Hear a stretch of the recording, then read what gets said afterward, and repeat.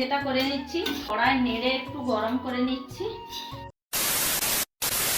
চালের গুঁড়িটাকে ভেজে নিয়েছি, হালকা করে জল দিয়ে মাখাবো বলে নারকেলের ছাই তৈরি করব গুড় দিয়ে। এই যে দেখো,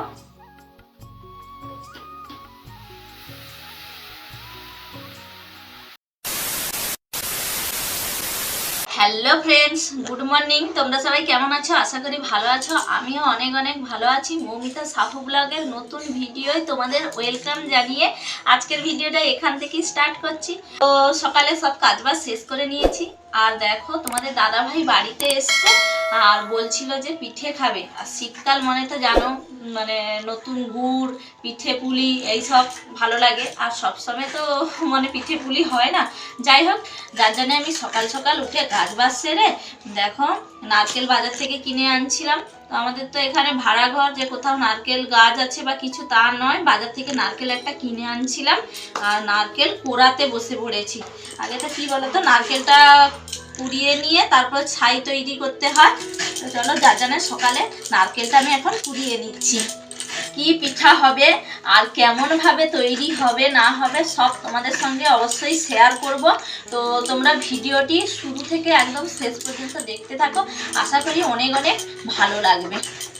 তো বন্ধুরা, আজকের বানাবো পুলি পিঠে।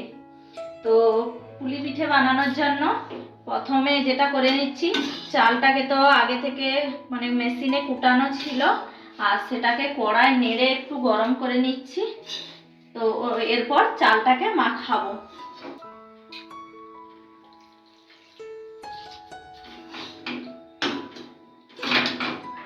তো বন্ধুরা, চালের গুঁড়িটাকে ভেজে নিয়েছি, হালকা করে জল দিয়ে মাখাবো বলে।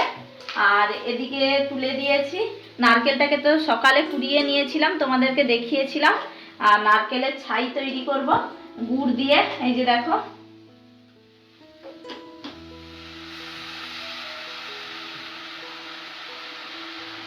আর শীতের খেজুর গুড়, আহা কি সুন্দর টেস্ট আর কি মধুর গন্ধ। চলো এখন নারকেলের ছাইটাকে ভালো করে বানিয়ে নিই।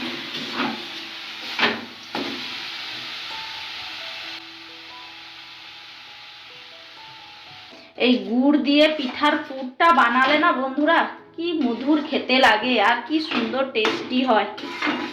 তো তোমরা অবশ্যই বাড়িতে এরকম ট্রাই করে দেখবে,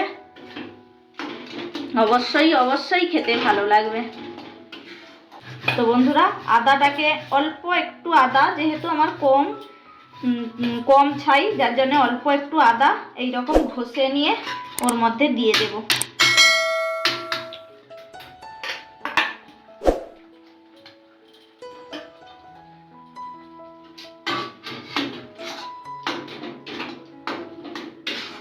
এটা একদম অল্প আঁচে করতে হবে, মানে জোরে তাপ দিলে এটা লেগে যেতে পারে, যার জন্য অল্প আঁচে করতে হবে। চলো, এটা আস্তে আস্তে হতে থাকুক, আর ওদিকে চালের গুঁড়িগুলো জল দিয়ে মাখিয়ে নিই।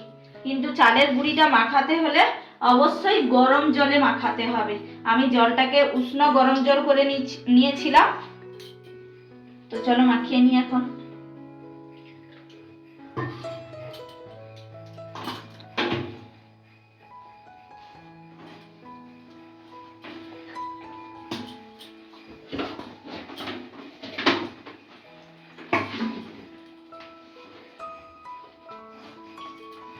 তো বন্ধুরা দেখো, চালের গুঁড়িগুলোকে ভালো করে মাখিয়ে নিয়েছি। এরপর এইরকম অল্প কিছুটা কেটে নেব, নিয়ে এরকম গোল গোল করে হাতে এইরকম বানিয়ে নেব, তারপর এরকম করব। চলো এবার পিঠের খোল তৈরি করব। এই যে একটা তৈরি করেছি দেখো, এর ভেতরে ছাই, মানে ওই যে নারকেলের যে ছাই, ওটা দিয়ে দেব। দেখো একটা তৈরি করছি, একটা আগে তৈরি করে রেখে দিয়েছি, আর একটা এরকম তৈরি করছি।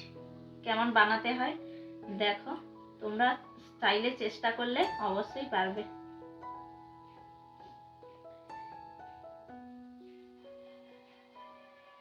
এই তো বন্ধুরা, ছাই বানানো কমপ্লিট। দেখো এরকম একটু শুকনো শুকনো হবে, বেশি রস রসে থাকলে অতটা ভালো লাগবে না, আর পিঠে থেকে মেন বেরিয়ে পড়বে, পিঠে মোড়ার সময় বা তৈরি করার সময় তখন বেরিয়ে পড়বে।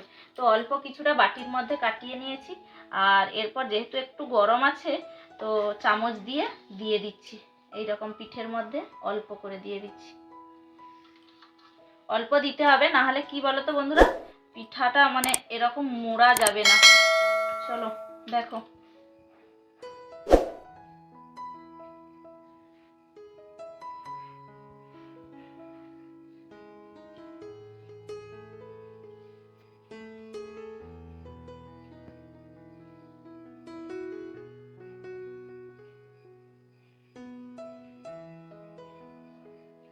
কমপ্লিট একটা। তো বন্ধুরা দেখো, একটা মুড়ে নিয়েছি ভালো করে, এই দেখো দেখো।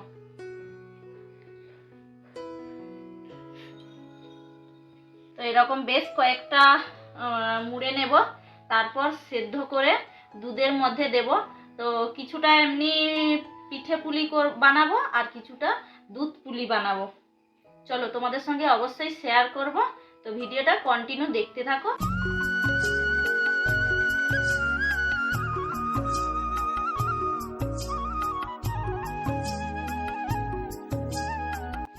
তো বন্ধুরা পিঠে বানানো কমপ্লিট হয়ে গেছে, এবার দেব সেদ্ধ করতে। তো একবার দিয়ে এসছি সেদ্ধ করতে, আর বেশ কয়েকটা বাকি ছিল, তো ওগুলোও হয়ে গেছে, তো দিয়ে দেব ওর মধ্যে। চলো দেখবে কীরকম পিঠা মানে সেদ্ধ হয়, কীরকম হয় না হয় দেখাবো তোমাদের। এটাই লাস্ট ছিল। তো বন্ধুরা হাঁড়ির মধ্যে এরকম জল দিয়ে দিয়েছি, আর জলটা অলরেডি ফুটতে শুরু করে দিয়েছে।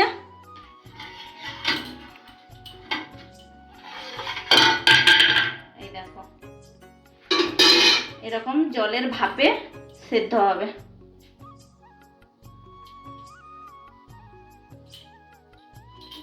এরকম সুন্দরভাবে সাজিয়ে সাজিয়ে দিয়ে দিতে হবে একটা একটা করে।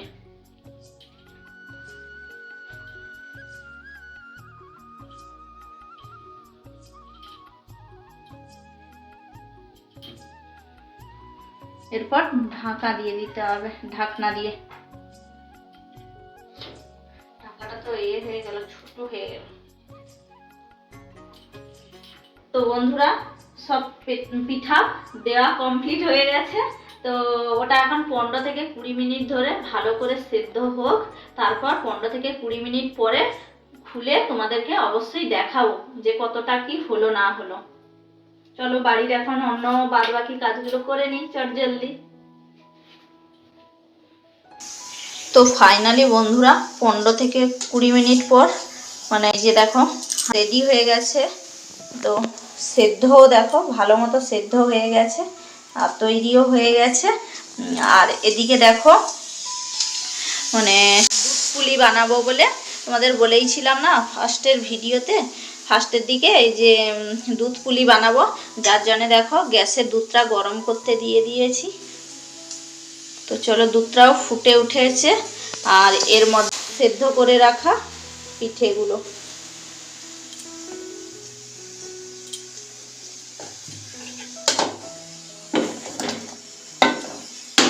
আর যেহেতু সেদ্ধ করা পিঠে, তার জন্য কি বলতো বেশিক্ষণ ফুটাবো না দুধের মধ্যে, অল্প 2 থেকে 4 মিনিট দুধের মধ্যে ফোটাবো।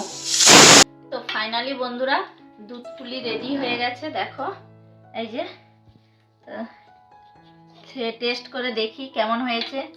এতক্ষণ ধরে অনেক কষ্ট করেছি খাওয়ার জন্যেই, দেখা যাক।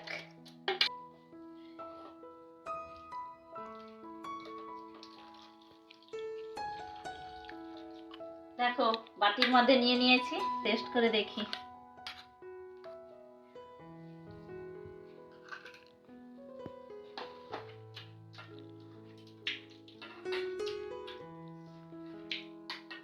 তো আমি ততক্ষণে খাই, আর তোমরা চ্যানেলটাকে সাবস্ক্রাইব করো। তো দেখা হচ্ছে পরবর্তী নতুন ব্লগ ভিডিওর সঙ্গে। ততক্ষণের জন্য সবাই ভালো থাকো, সুস্থ থাকো, টাটা।